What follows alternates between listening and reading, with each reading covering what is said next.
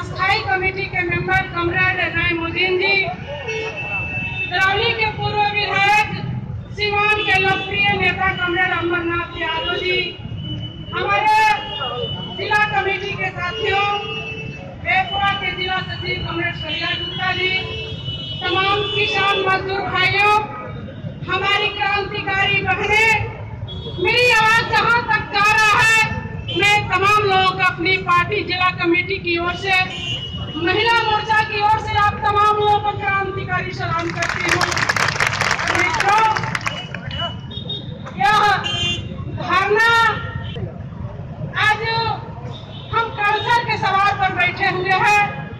मामला कर्सर का नहीं है, मामला पूरे देश में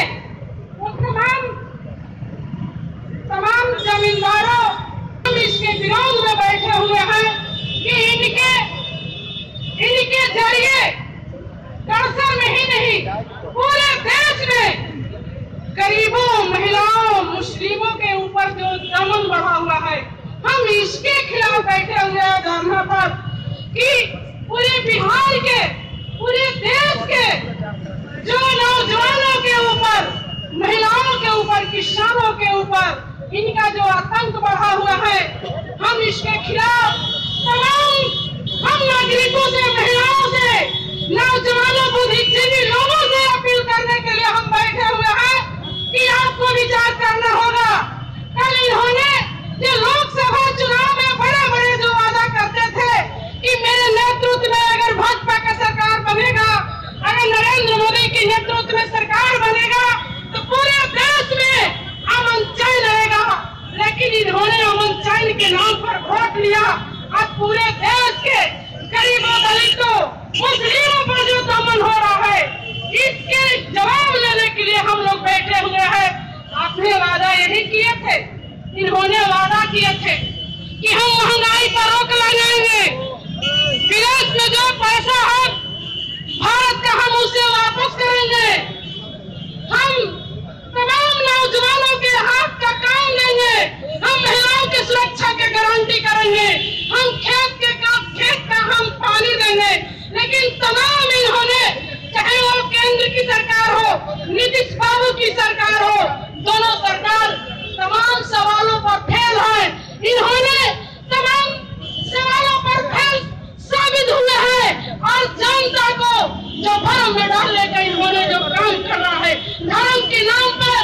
जो पूजा पाठ कर रहा है और उसी पूजा पाठ में जो गरीब शामिल हो रहे हैं, उनका पिटाई हो रहा है, जो कर्सर का नाम आ रहा है। तो सिर्फ कर्सर का मामला नहीं है,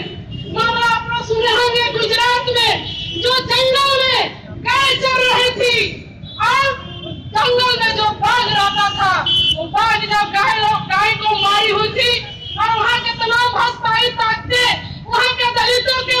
बताए कि आप मरे हुए मवेशी को उठाकर फेंक दीजिए। और नरेंद्र मोदी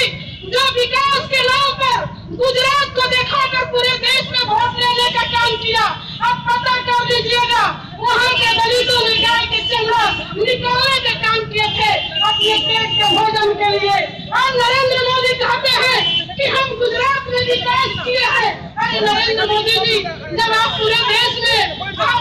गुजरात में विकास किए हैं, दलितों के यहाँ विकास किए हैं, तो वहाँ के दलित गाय का चमड़ा छोड़ाने में मजबूर क्यों है? तब तो एक सवाल बनता है कि एक तरफ आप विकास की बात कह करके पूरे देश में वोट लेने का काम किया और वहाँ गए कि जो चमड़ा छुड़ा रहे थे दलित, उनकी आप पिटाई करते हैं। यहाँ तक तो पेड़ से बांध कर पिटा गया, उससे जब मन नहीं भरा तो उन्होंने पूरे नंगे करके पिटाई किया और वीडियो रिकॉर्डिंग बना करके अपने मोबाइल पर का काम उन्होंने किया कि अगर किसी गाय को मारेगा, किसी गाय को चमड़ा उखाड़ेगा तो इसी तरह से पिटाई होगा। तो मैं भाजपा के लोगों से पूछना चाहती हूँ कि आपने दलितों से वोट लिया,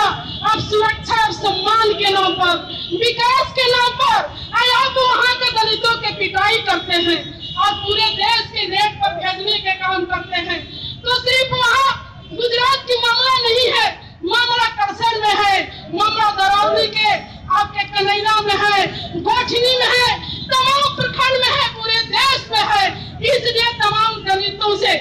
तमाम महिलाएं जो बैठी हुई है, बड़ी संख्या में महिलाएं आई हुई है, इसलिए कि जब भाजपा के आतंक बढ़ेगा तो गांव में वही भाजपा लोग हैं जो कल खाट पर नहीं बैठने देते थे, वही भाजपा के लोग हैं कल किए हुए मजदूरी लूट लेते थे, वही भाजपा के लोग हैं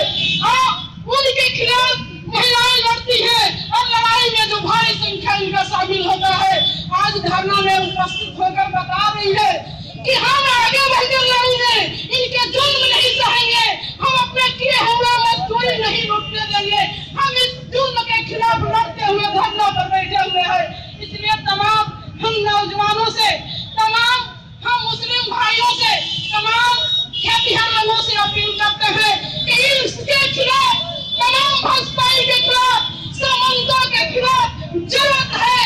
और मजबूती से गांव में संगठन बनाने का। नहीं तो जो कानून के राज के बाद कहा जा रहा है, जो यहाँ के बिहार की सरकार गैर देने की बात कही थी, पता कर लीजिए पूरी आपके जिला में जहाँ जहाँ गैर जमीन पर गरीब लोग बसे हुए हैं, उसे बेदखल किया जा रहा है। एक तरफ कहा जा रहा है कि सरकार 3 डिसमिल से 5 डिसमिल जमीन देगी और दूसरी तरफ उन्हें उजाड़ा जा रहा है। उजाड़ने के लिए भाजपा के यार में खड़ा होकर के वहाँ के सामंतों ने गरीबों को उजाड़ते हैं और जब गरीब नहीं उजाड़ते हैं तो ही कर्सर के जैसे पिटाई करते हैं। और जहाँ तक बात कहिएगा कानून का, तो इस कानून में, इसी राज्य में अपराधियों का जेल से छोड़ दिया जा रहा है।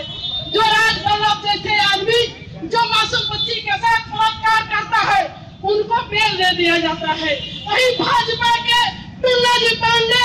जो मासूम बच्ची के साथ छेड़छाड़ करता है चलते हुए ट्रेन में, उनको बेल दे दिया जाता है। और बड़े बड़े आतंकी को बेल दे दिया जाता है। गरीब का पक्ष में लड़ने वाले भाकपा माले राज कमेटी के मेंबर कमरेड अमरजीत कुशवाहा जी जो इन्योस के राष्ट्रीय अध्यक्ष है, उनको जेल में कैद किया गया है। और भाकपा माले राज कमेटी के मेंबर कमरेड सतदेव जी को जेल में कैद किया गया है। और यहाँ से वो कर्सर से नहीं, कानून में भी भाजपाई ताकत पूरी कोशिश करते हैं कि जनता के हित में लड़ने वाले लोगों को बेल नहीं दिया जाएगा। आज वही दिख रहा है, आप देख भी रहे हैं और सुन भी रहे हैं। हमारे नेता लाल बहादुर जी बता रहे थे आपके कन्हैया की घटना है मित्रों, हम वहाँ लगे हुए हैं। अगर भाजपा वाले नहीं होता तो हिंदू मुस्लिम के एजेंडा बन जाता, लेकिन भाजपा वाले वहाँ गड़े हुए हैं, कैंप किए हुए हैं, तब कन्हैया के उतना बड़ा आतंक रोका हुआ है। जो एक मुस्लिम जाति की गरीब बच्ची जो कन्हौली के मुन्ना सिंह मनीष सिंह जो लंबे समय से उनके नजर में कटा बना हुआ है, उनका पढ़ाई उन के चलते रुक गया है। जबरदस्ती उनके घर पर एक रोज चढ़े हुए थे, लेकिन वहाँ के बहादुर जनता लड़ करके खदेड़ा पिटते हुए मुन्ना सिंह का हाथ काट कर दिया है। लेकिन उन्होंने तब तक समझ नहीं लिया जब ये लड़की अपनी पिताजी के पास जा रही थी कानपुर, उनके ऊपर मैरवा से ही पीछा लोग किए हुए थे और 1-2 के संख्या में नहीं बल्कि 10 के संख्या में उन्हें उनकी भाभी और मां को पिटाई किया गया है। तब उस लड़की को अपहरण किया गया है। इसको हम विरोध किए हैं, हमारी पार्टी ने विरोध की है, हम लोगों ने चक्का जाम किए हुए थे। मामला है कि आज अगर किसी मुस्लिम परिवार की नौजवान किसी हिंदू जाति उसमें राजपूत जाति के बेटी के साथ इस तरह के हुआ होता तो जरूरी आतंक के राज में चलता।